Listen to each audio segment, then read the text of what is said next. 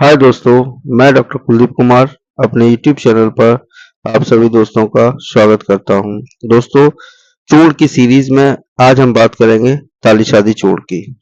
तालीशादी चूर्ण विशेषकर सूखी खांसी, जीर्ण ज्वर, अग्निमांद, अरुचि और पाचन शक्ति की कमी आदि विकारों में बहुत ही फायदा होता है। यह चूर्ण कुछ उष्णपाचक, अग्नि प्रदीपक और दस्त को रोकने वाला है।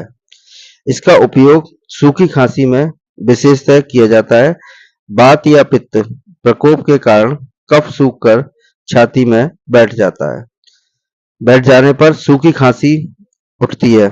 इसमें खांसी ज्यादा होना, बहुत खांसने के बाद थोड़ा सा कफ यानी कि जो पीले कलर का निकलता है बाहर, पर कुछ देर शांति मिलना और खांसते समय छाती में पीड़ा, दर्द, नसों में खिंचावट, प्यास और कंठ